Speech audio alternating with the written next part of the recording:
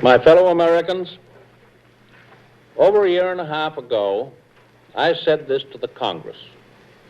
The militarists in Berlin and Rome and Tokyo started this war, but the massed, angered forces of common humanity will finish it. Today, that prophecy is in the process of being fulfilled. The massed, angered forces of common humanity are on the march. They're going forward on the Russian front, in the vast Pacific area, and into Europe, converging upon their ultimate objectives, Berlin and Tokyo. I think the first crack in the axis has come. The criminal, corrupt, fascist regime in Italy is going to pieces. The pirate philosophy of the fascists and the Nazis cannot stand adversity. The military superiority of the United Nations on sea and land and in the air has been applied in the right place and at the right time. Hitler refused to send sufficient help to save Mussolini. In fact, Hitler's troops in Sicily stole the Italians' motor equipment, leaving Italian soldiers so stranded that they had no choice but to surrender. Once again, the Germans betrayed their Italian allies, as they had done time and time again on the Russian front, and in the long retreat from Egypt through Libya and Tripoli to the final surrender in Tunisia. And so Mussolini came to the reluctant conclusion that the jig was up. He could see the shadow of the long arm of justice. But he and his fascist gang will be brought to book and punished for their crimes against humanity. No criminal will be allowed to escape by the expedient of resignation. So our terms to Italy are still the same as our terms to Germany and Japan: unconditional surrender. We will have no truck with fascism in any way, in any shape or manner. We will permit no vestige of fascism to remain. Eventually, Italy will reconstitute herself. It will be the people of Italy who will do that, choosing their own government in accordance with the basic democratic principles of liberty and equality. In the meantime, the United Nations will not follow the pattern set by Mussolini and Hitler and the Japanese for the treatment of occupied countries, the pattern of pillage and starvation. We're already helping the Italian people in Sicily. With their cordial cooperation, we are establishing and maintaining security and order. We are dissolving the organizations which have kept them under fascist tyranny. We are providing them with the necessities of life until the time comes when they can fully provide for themselves. Indeed, the people in Sicily today are rejoicing in the fact that for the first time in years, they are permitted to enjoy the fruits of their own labor. They can eat what they themselves grow instead of having it stolen from them by the fascists and the Nazis. In every country conquered by the fascists and the Nazis or the Japanese militarists, the people have been reduced to the status of slaves or chattels. It is our determination to restore these conquered peoples to the dignity of human beings, masters of their own fate, entitled to freedom of speech, freedom of religion, freedom from want, and freedom from fear. We have started to make good on that promise. I am sorry if I step on the toes of those Americans who, playing party politics at home, call that kind of foreign policy crazy altruism and starry-eyed dreaming. Meanwhile, the war in Sicily and Italy goes on.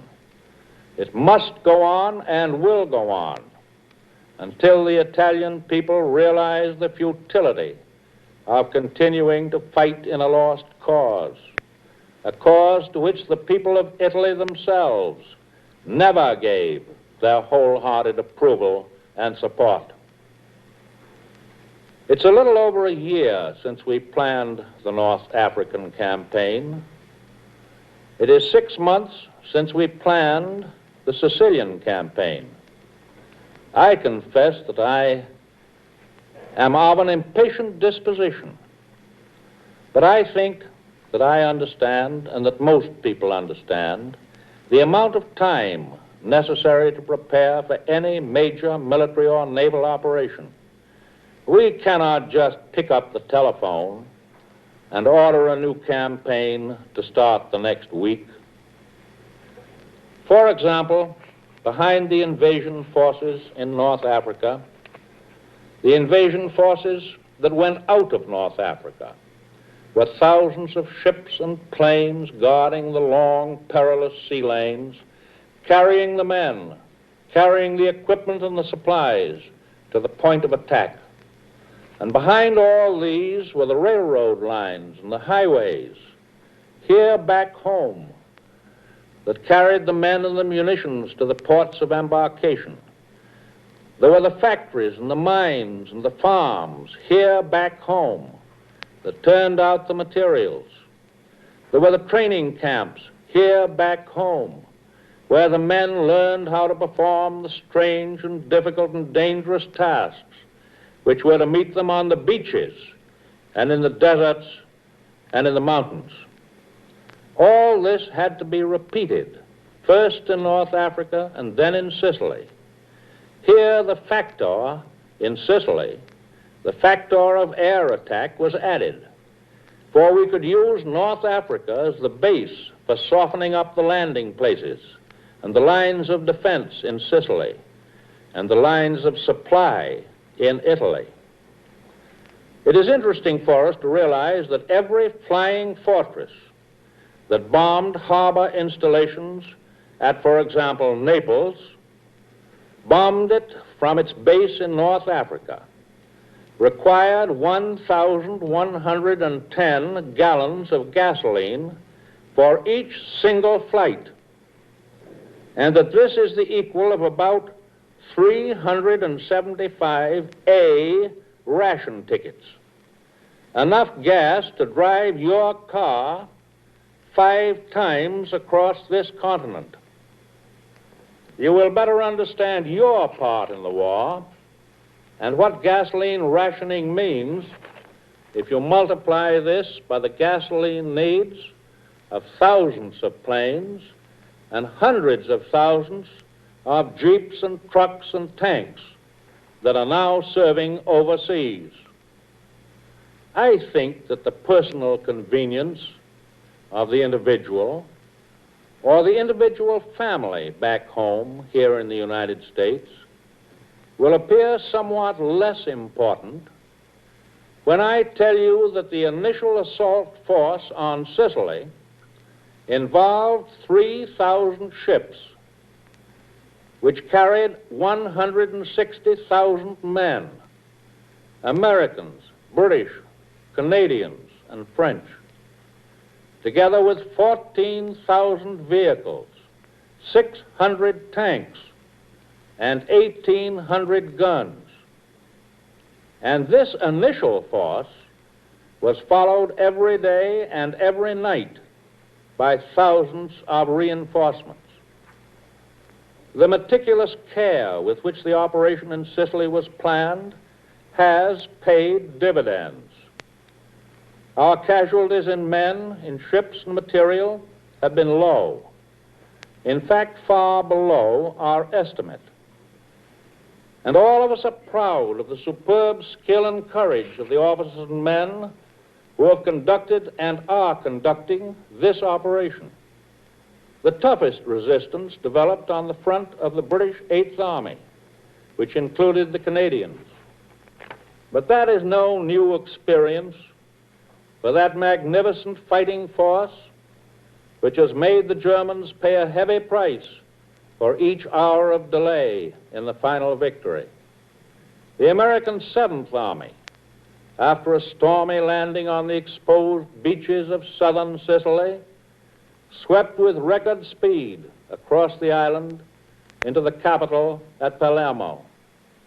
For many of our troops, this was their first battle experience, but they've carried themselves like veterans. And we must give credit for the coordination of the diverse forces in the field and for the planning of the whole campaign to the wise and skillful leadership of General Eisenhower.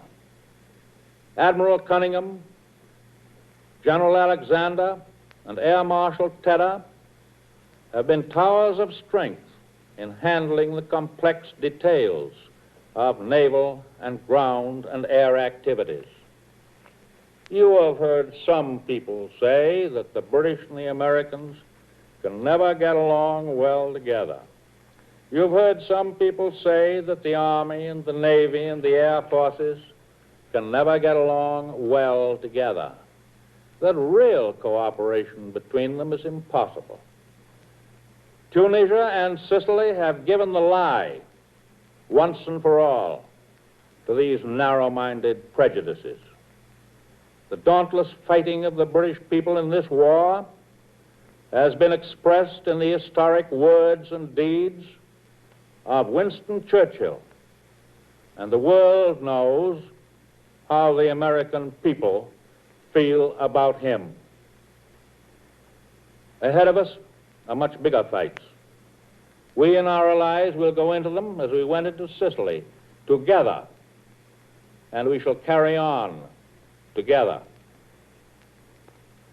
Today, our production of ships is almost unbelievable. This year, we're producing over 19 million tons of merchant shipping, and next year our production will be over 21 million tons.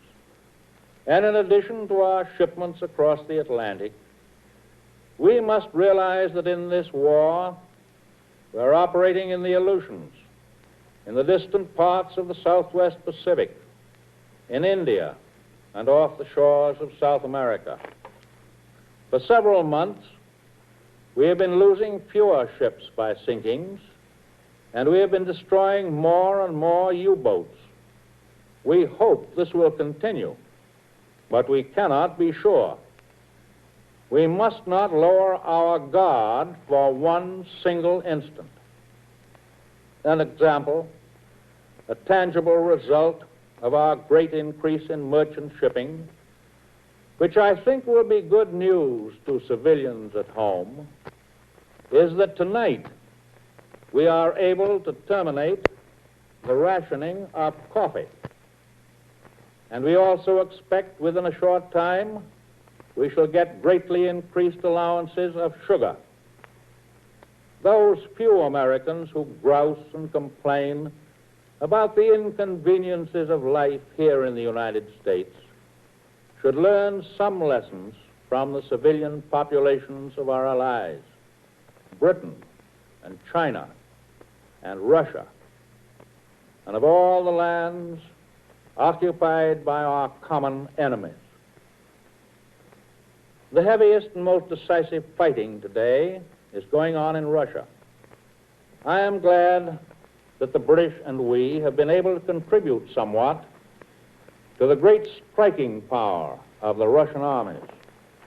In 1941-42, the Russians were able to retire without breaking, to move many of their war plants from western Russia far into the interior, to stand together with complete unanimity in the defense of their homeland.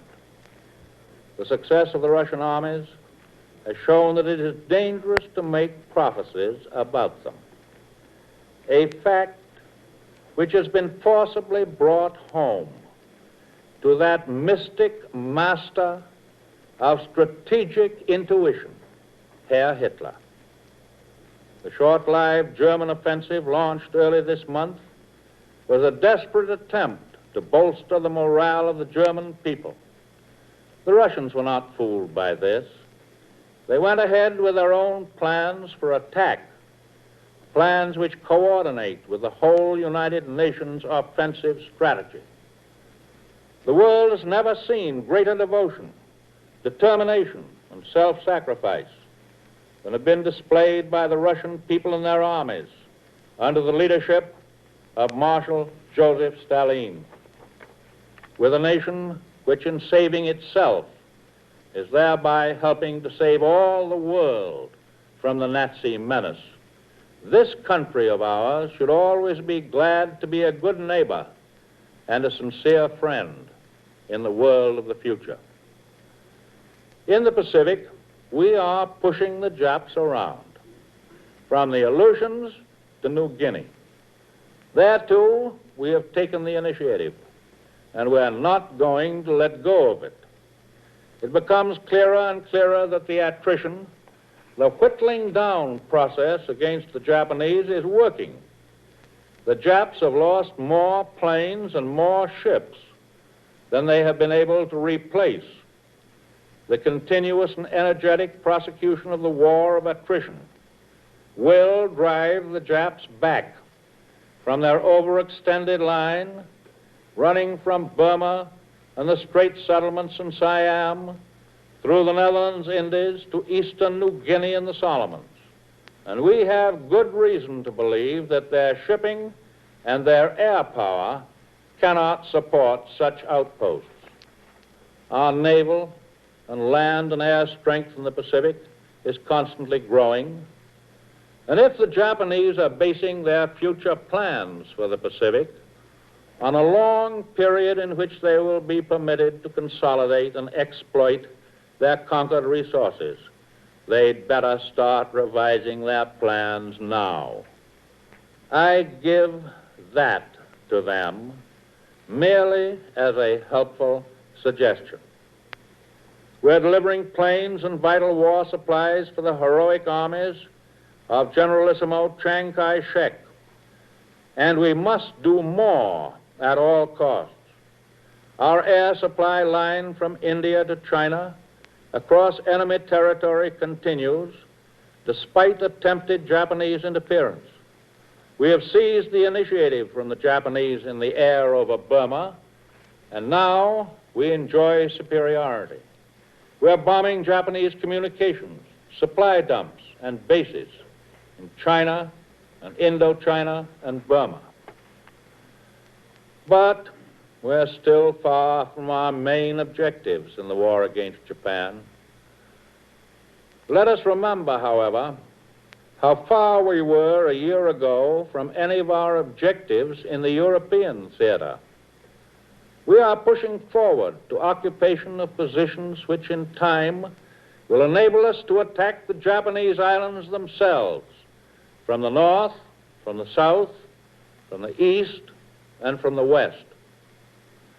You have heard it said that while we're succeeding greatly on the fighting front, we're failing miserably on the home front. I think this is another of those immaturities, a false slogan, easy to state, but untrue in the essential facts.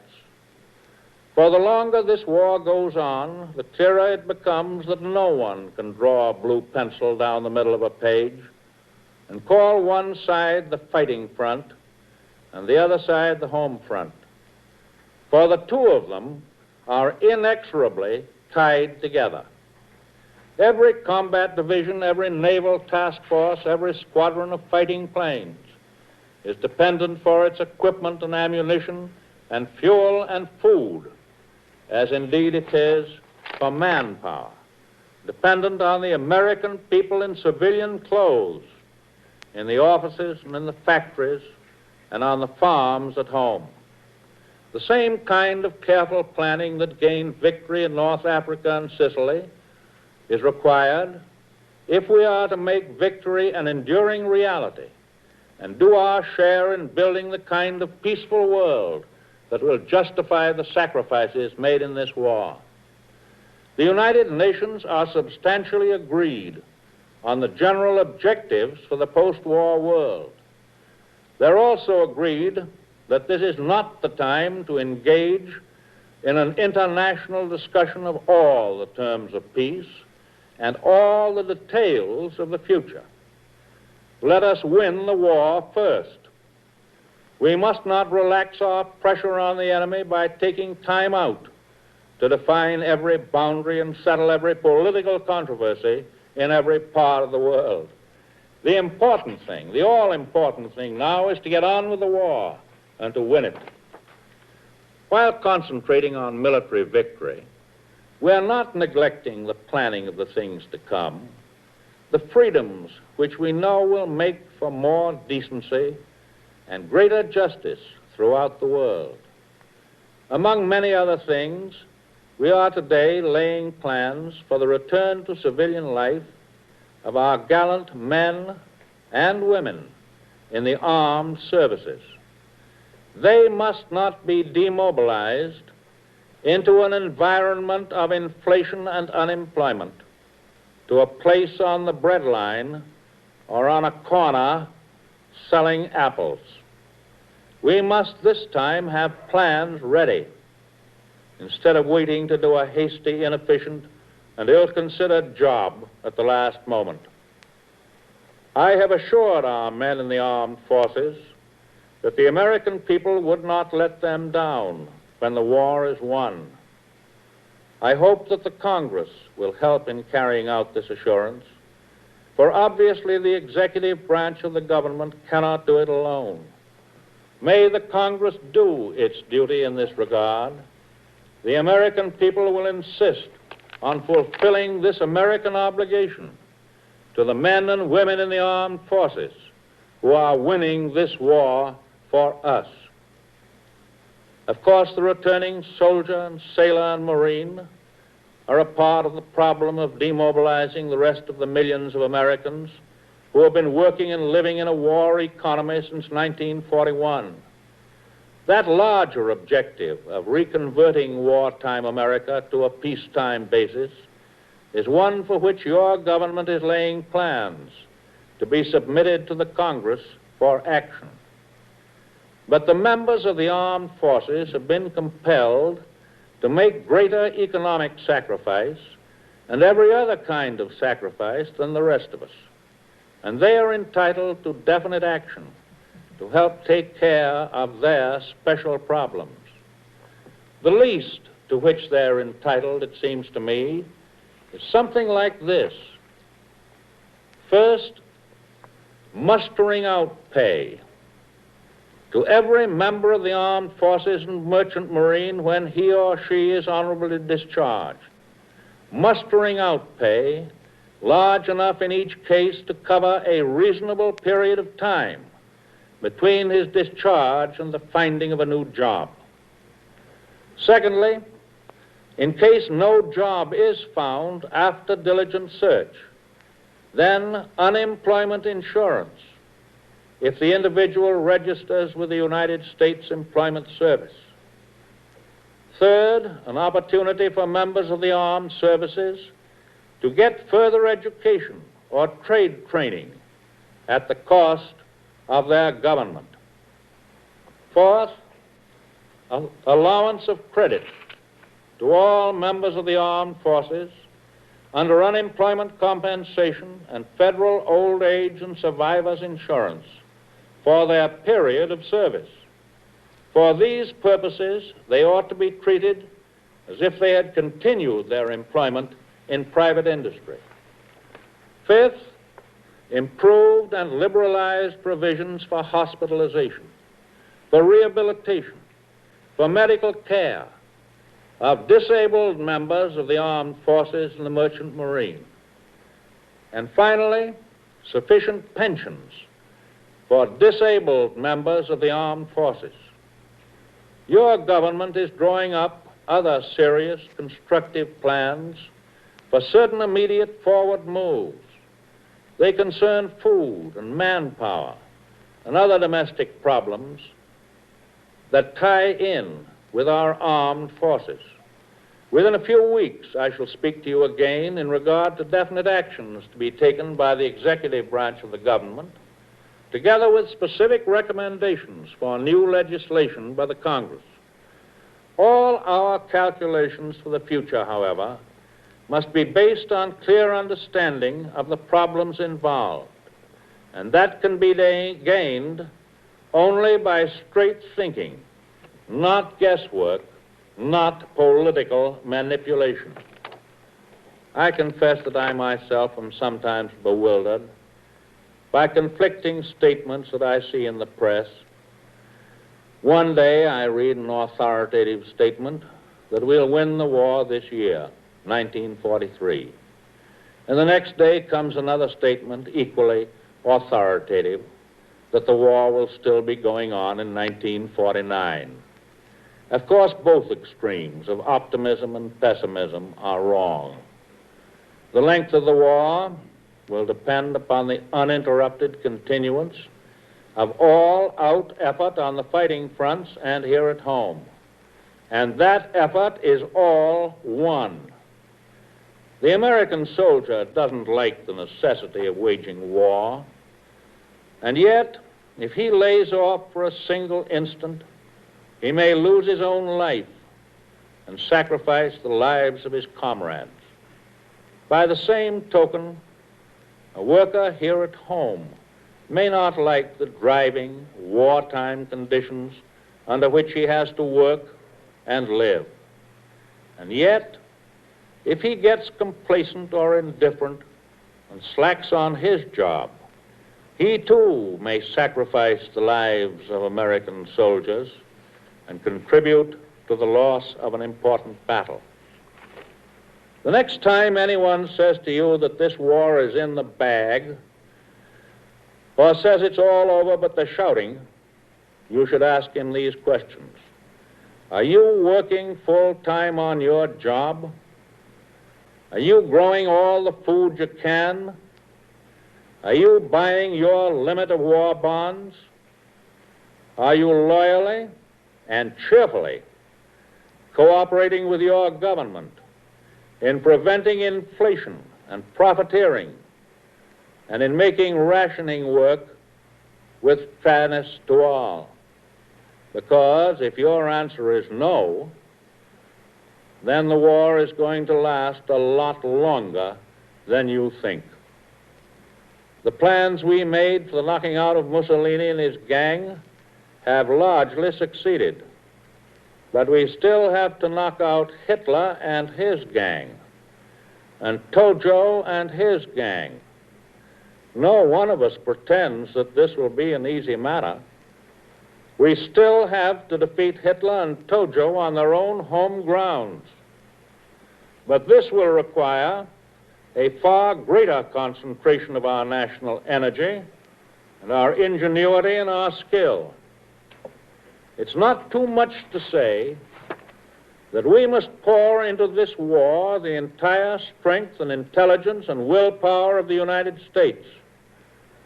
We are a great nation, a rich nation, but we are not so great or so rich that we can afford to waste our substance or the lives of our men by relaxing along the way. We shall not settle for less than total victory. That is the determination of every American on the fighting fronts.